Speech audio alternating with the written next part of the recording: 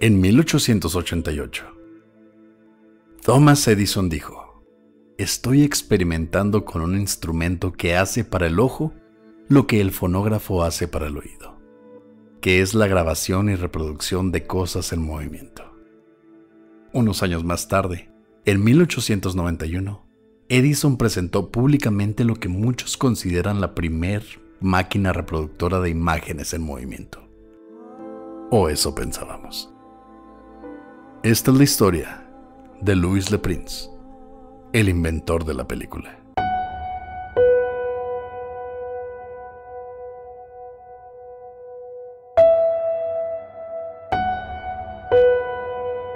Estás escuchando Señales Podcast.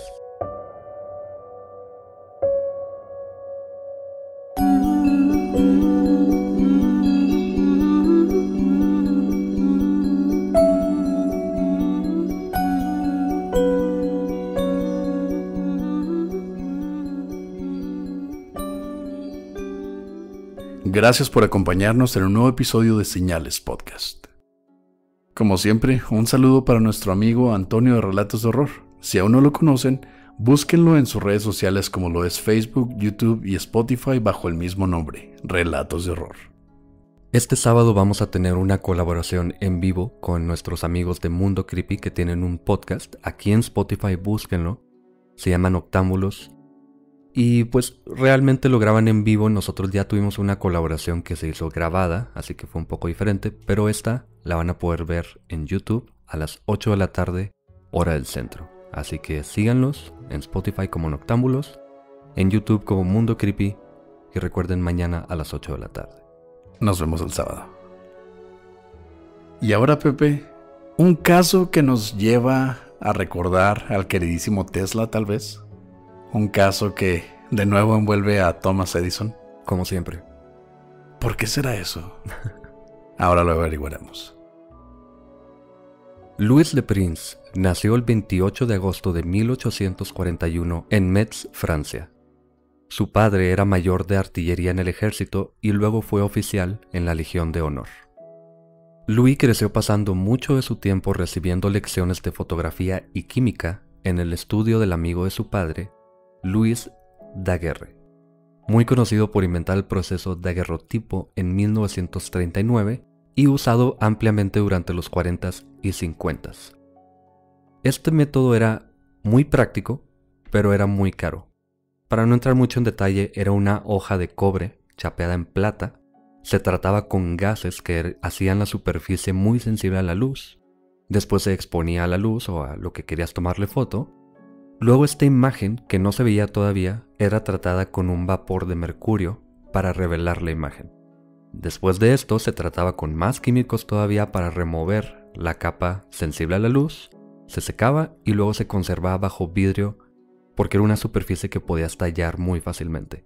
Era como dibujar a gis, pero era un proceso químico muy caro que servía de todos modos, pero era muy fácil de poder borrar y nada más te quedabas con una sola copia de la foto. Fue muy usado en los 40s, 50s, pero ya para los 50s, una nueva técnica había dominado el mercado y esta era una que permitía tener varias copias de la imagen a diferencia del daguerrotipo. Básicamente Louis pasó mucho tiempo con el que inventó la fotografía, en pocas palabras, así que nos damos cuenta de cómo fue creciendo él.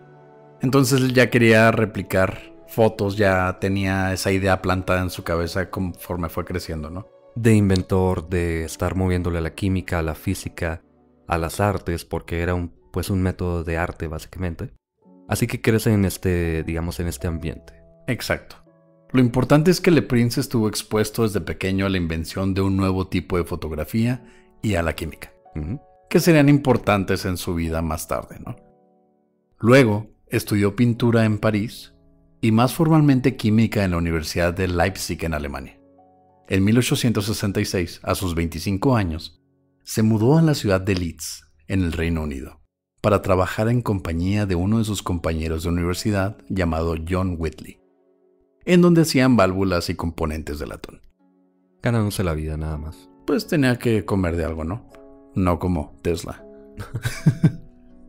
3 años después, Le Prince se casó con la hermana de John quien además era una talentosa artista llamada Elizabeth Whitley.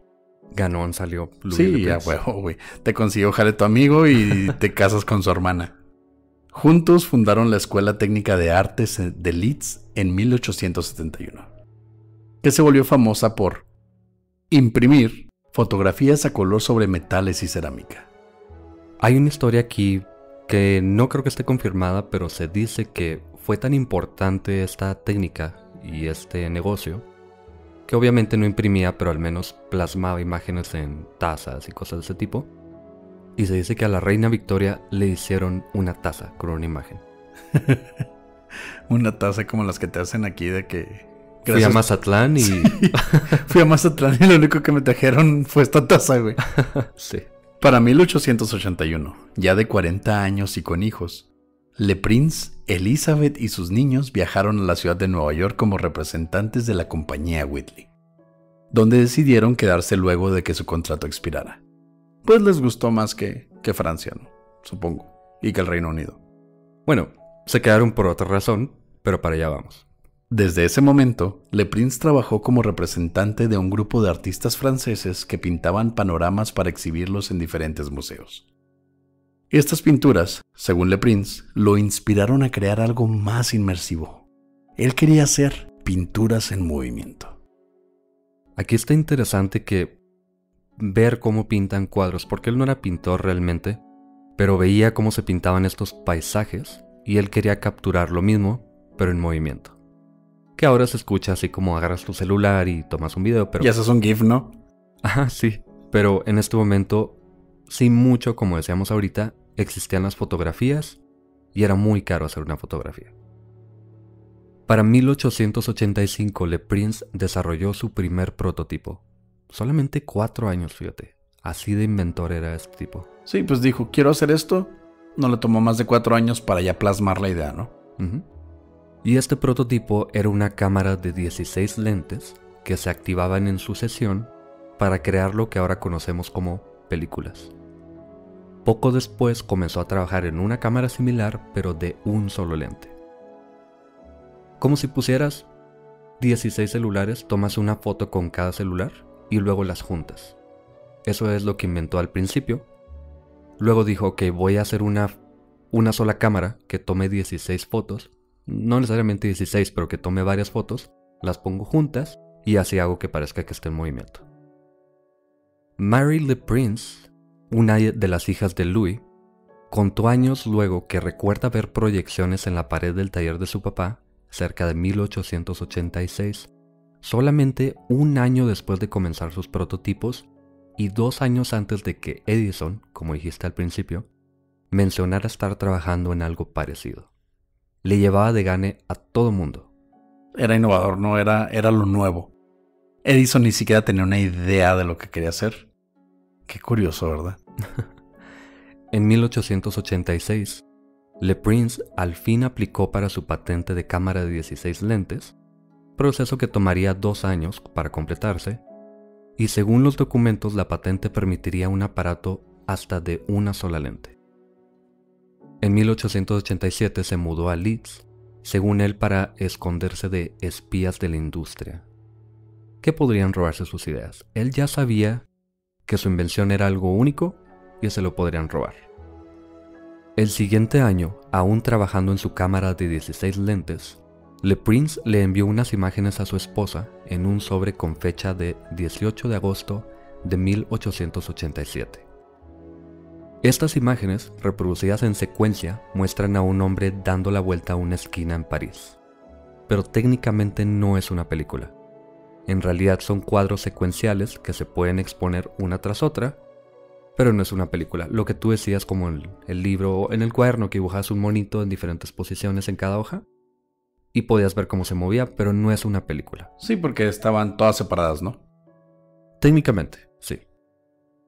Pero solo un año después, en 1888, Le Prince pudo al fin construir su diseño funcional de cámara de un solo lente. Una máquina enorme de 20 kilos que usaba una manivela para mover papel sensible a la luz entre la lente y el obturador. Básicamente el mismo mecanismo de todas las cámaras análogas de ese momento en adelante. De esta cámara se dice que sobreviven al menos 3 pequeñas películas.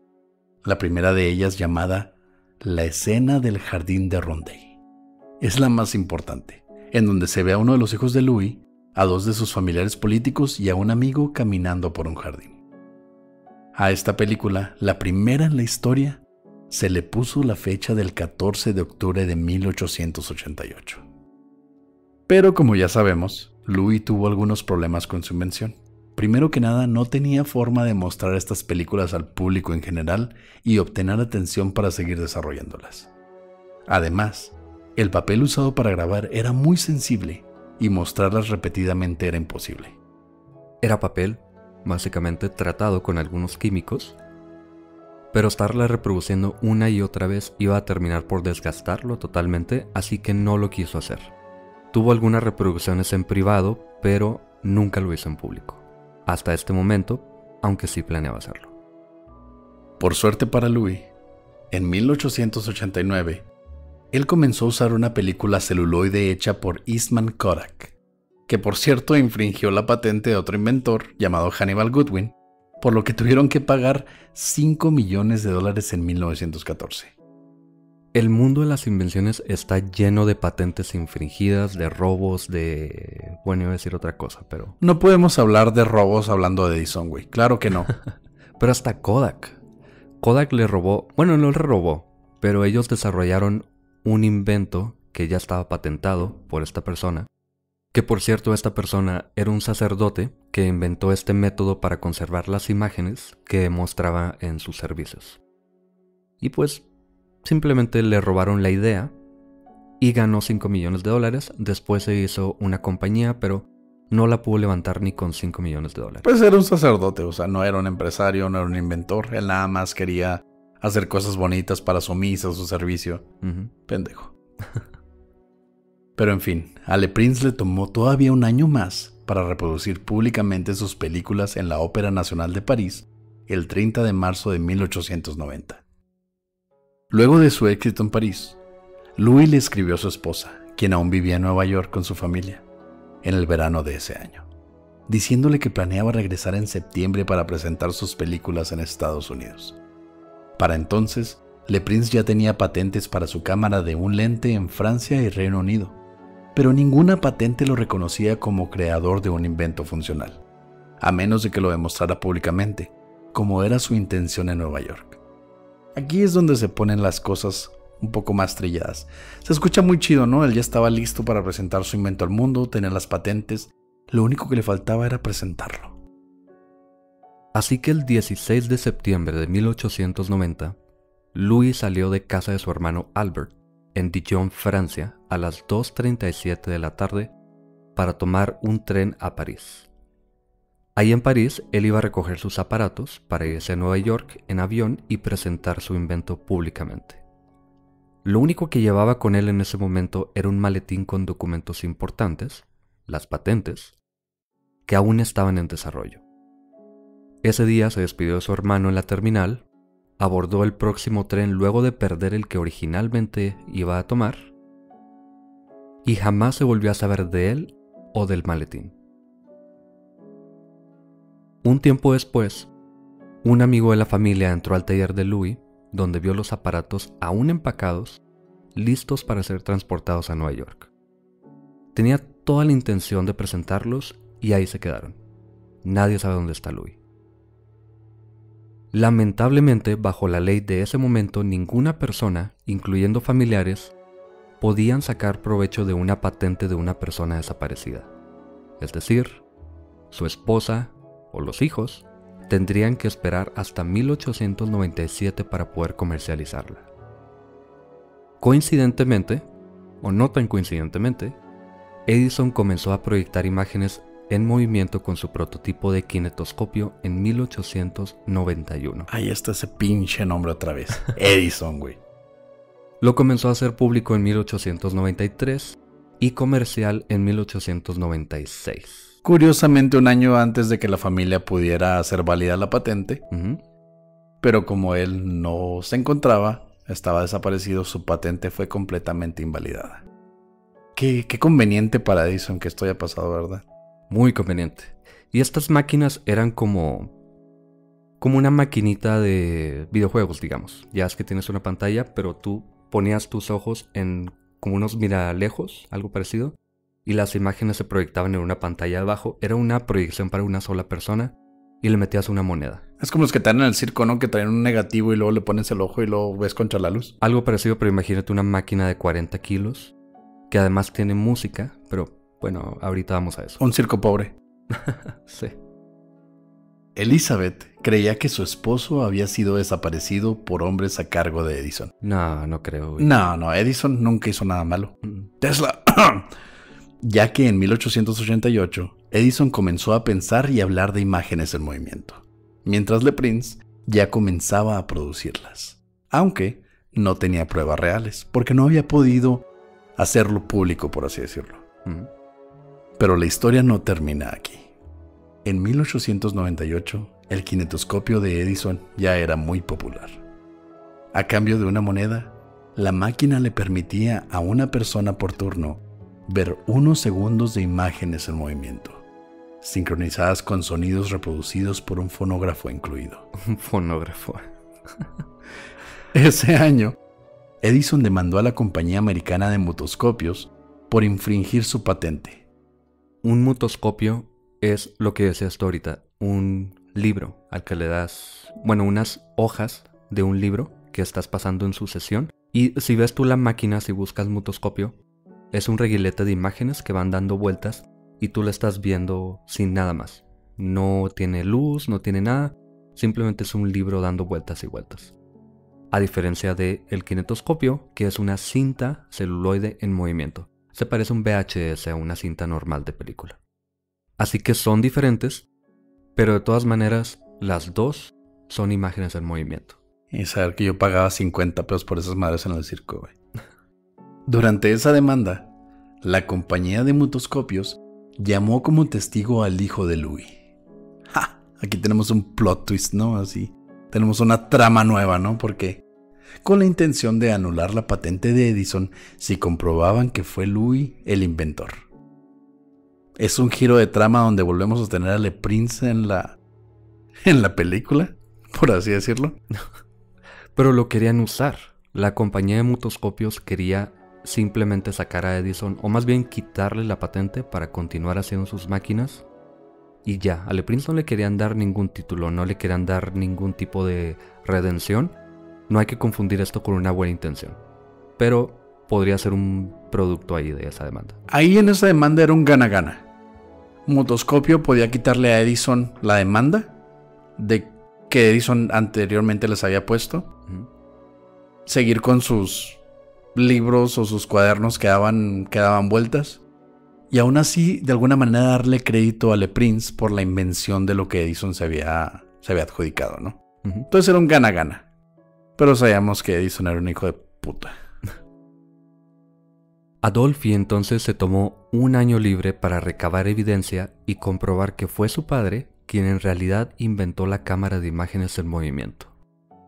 Algunas personas piensan que su familia, además, tenía la esperanza de que Louis había sido secuestrado y que podría ser liberado si se demostraba que él era el inventor. ¿Cómo? Eso sí, no tengo idea. Como que pensaban que traer a Le Prince, a Louis, a la vista pública. Al público, sí, de alguna forma, como que quien lo había secuestrado, supongamos que Edison o alguien trabajando para Edison, diría, tenemos a alguien importante, hay que liberarlo. Pero se me hace como más razón para matarlo. Sí, para que no lo encuentren y no pueda adjudicarse la patente. No sé, durante el juicio, Adolphi pudo comprobar que la primer película producida por su padre, La escena del jardín de Roundhay, había sido grabada antes del 24 de octubre de 1888, presentando el acta de defunción de su abuela. Y su abuela era una de las mujeres que aparece en la película que se grabó 10 días antes de morir. A la verga. Se aclaró la fecha, en pocas palabras, porque lo primero que dijeron los abogados de Edison fue, ¿cómo sabemos que es esa fecha? Hay una mujer que murió 10 días después y es de esta fecha. ¿Tienes pruebas? Sí, aquí está la película. Pero la película se inventó ayer. No. Y ahí sale la abuela bailando, ¿no? Antes de morirse. Y también salía él. También salía Adolphi. Bueno, los abogados argumentaron que esto no probaba que la película hubiese sido grabada con la máquina patentada, podría haber sido una anterior, usando solo la patente americana como objeción. Y aquí es donde la suerte de Louis pasa de mal a peor. Esta patente, en Estados Unidos, solamente hace mención del prototipo de 16 lentes. La frase que él quería incluir, que era un lente o más, fue removida, ya que según la oficina de patentes, ya existe una patente para una cámara de un lente, pero era de fotografías. Los trabajadores de la oficina de patentes no sabían qué estaba haciendo Louis, así que le dijeron, ya hay una cámara, y él trató de explicarles, es que esto es para imágenes en movimiento. Ellos le decían, es que ya hay una cámara de un lente, ¿tú cómo te imaginas algo que no existe? Entonces simplemente pensaron, es una cámara, ya hay una cámara, no se puede. Güey, qué ojete ser inventor en esos tiempos, güey. Pues sí. 2 años estuvo batallando con ellos, hasta que dijo, ok, quiten la frase un lente o más, no importa. Y así es como Edison obtuvo el veredicto favorable a su demanda. Hijo de su reputísima madre. Pero luego, por los siguientes años, Edison y otras compañías se enredaron en una guerra de patentes, a veces anulando el veredicto a favor de Edison y luego dándoselo de nuevo. Era un estar anulando, estar haciendo objeción, se la daban, se la quitaban. Varios años estuvieron en ese rollo. Pero Adolphi nunca se enteró de ninguna de esas anulaciones. Un día de julio de 1901, el cuerpo de Adolphi fue encontrado muerto de un disparo, con un arma a su lado. Algunas personas piensan que fue suicidio, pero otras que fue asesinato. Aunque no hay pruebas de nada. Edison. No hay que decir más. Edison. Suena, huele, sabe a Edison este pedo. Pero ¿qué pasó con Louis? Ya sabemos qué pasó con Adolphi, lo encontraron muerto. Podemos suponer que fue Edison o alguien trabajando para Edison. Es muy probable al menos, por todo lo que sabemos de Edison. Estoy 300% seguro de que eso fue, güey. Pero ¿qué pasó con Louis? Algunas personas, como ya dijimos, piensan que personas trabajando para Edison lo desaparecieron, lo mataron, algo le hicieron. Pero otras personas piensan que fue su hermano Albert, quien dijo haberlo acompañado a la estación de tren, quien fue responsable de la desaparición de Louis. Sobre todo porque la investigación de su desaparición no logró encontrar a ningún testigo que viera a Louis en el tren, quien medía casi 1,95 de estatura. O sea, un pinche gigante, güey. Y llamaba la atención. Digo gigante porque yo mido 1,75, entonces para mí está enorme ese güey, ¿no? Estaba grande, pero también me quedo pensando, ¿a quién importa un hombre de, aunque esté muy alto, quién se va a fijar realmente? Te das cuenta, ¿no? O sea, si llega alguien a preguntarte, ¿viste un hombre alto? Te acuerdas que viste un hombre alto, ¿no? Pero, como dicen unas personas que hacen un programa y tocaron este tema, estos son vagones que están separados, así como los de Harry Potter, de que cada quien tiene como su compartimento. Entonces Louis Le Prince terminó en Howard's. A huevo, lo sabía. No sé, yo creo que no me habría fijado, o si me... Eres un mago, Louis. Si me fijo en alguien... No sé, creo que si me preguntan, ¿viste a alguien que de pronto desapareció? No sé, yo diría que no. Yo no me metería en problemas. Yo tampoco. Menos en esos tiempos. La razón, según autores, de por qué lo habría hecho Albert, es que Louis fue a Dijon a visitar a su hermano, no solamente para saludarlo. También fue por su parte de una herencia que dejó su madre, de la que casi $140,000 de dinero en este momento actual le tocaban a Louis. Entonces el hermano no quería compartir la herencia. Eso es lo que piensan y les causa más duda todavía que los investigadores en ese momento no sabían de este dinero. Albert obviamente no les dijo y jamás cuestionaron a Albert. Sabían que fue la última persona que lo vio vivo y no lo cuestionaron para nada. Simplemente lo viste, se desapareció, ok, gracias, bye. Pero algunos familiares, incluyendo una de sus hijas y una tataranieta de Louis, que yo no sé cómo la tataranieta anda diciendo algo que no le tocó vivir. A huevo. Pero sí, pues yo me apellido así, no, sí supe, yo lo vi. Sí, pero ellos dijeron, aunque la hija también dijo, que la familia siempre fue muy unida, pero sabemos que el dinero rompe familias. Pero hay otra teoría. En 1890, Louis escribió a su esposa, carta en la que le decía que esperaba tener una máquina funcional pronto, así como dinero que mandarle. Según autores, Louis esperaba usar su herencia para continuar con su proyector y mantener a su familia, ya que tenía 3 años sin trabajar realmente. Él estaba inmerso en su proyecto, ¿no? Y él sabía que eso lo iba a llevar muy alto. Y no tenía dinero. Pero durante su viaje a Dijon, con su hermano, se dio cuenta de que no tendría acceso directo al dinero, por lo que decidió suicidarse o desaparecer entre Dijon y París. Se dice que entre Dijon y París no hay paradas de la estación de tren, o más bien de la línea de tren, pero hay algunos pueblos y algunas ciudades, ahorita sí hay algunas paradas, no sé en ese tiempo, pero pudo haber saltado, no sé.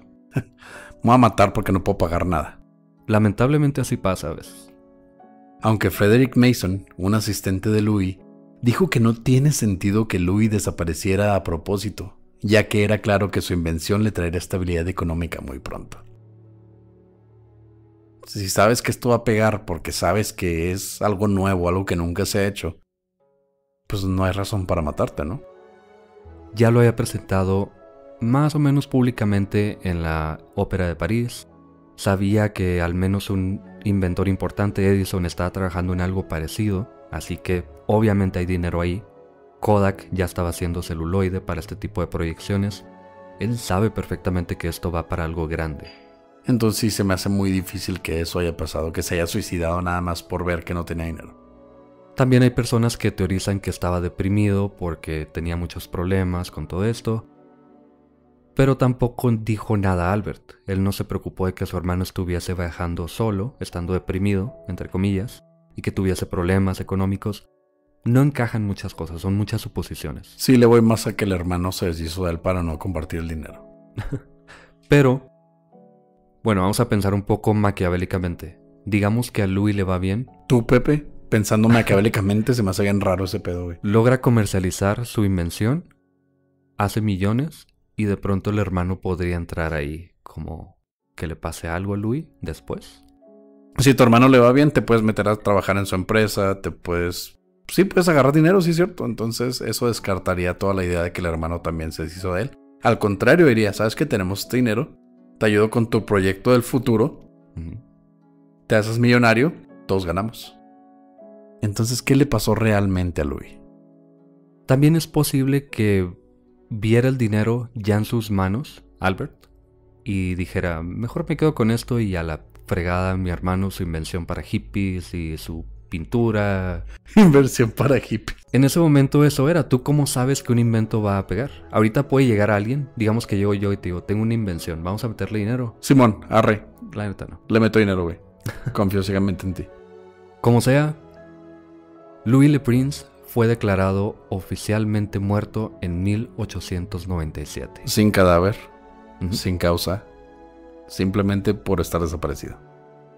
Edison es considerado el inventor del mundo del cinema por sus kinetoscopios de proyección individual en 1894 y los hermanos Lumière como los inventores de la cinematografía, que es diferente porque es proyección en una pantalla, por sus proyecciones comerciales en París en 1895, y de Louis pues nunca sabemos nada. Y su familia tampoco ganó nada. Qué raro, fíjate que Edison haya inventado la electricidad. Descubierto la electricidad. Descubierto la electricidad, el teléfono y todo ese tipo de cosas que realmente nunca se ha podido comprobar que le haya hecho nada más que opacar a todos sus competidores o matarlos o, en este caso, tal vez desaparecerlos. Y matar al hijo después. Eso fue un suicidio de lejos. Ajá, claro. Sí, saltó un puente y le pegó la bala en la cabeza. Gracias por escuchar Señales Podcast. Buenas noches.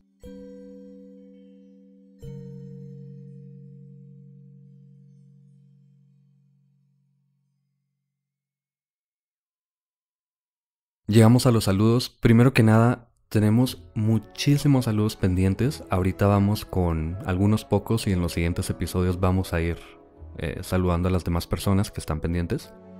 Pero primero que nada, Isis de Guadalajara nos compartió una historia en Instagram en la que se pintó la mitad de alien, la mitad de calavera como nuestro logo.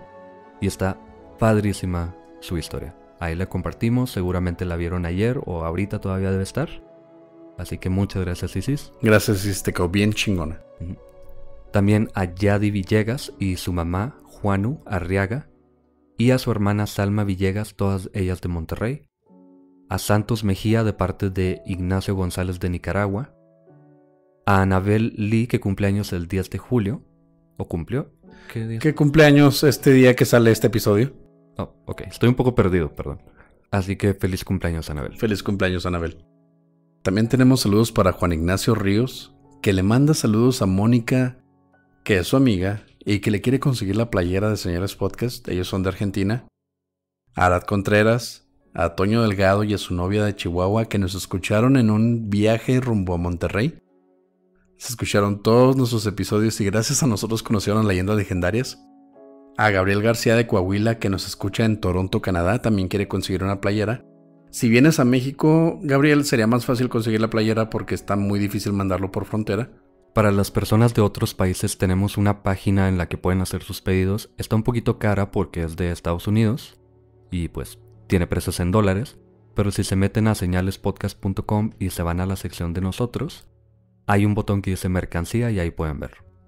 También tenemos un saludo, Pepe y yo, muy especial para David Reyes, que dijo que nosotros le ayudamos mucho en una parte muy difícil de su vida y hace poco lanzó el tráiler de su podcast que se llama Serial MX.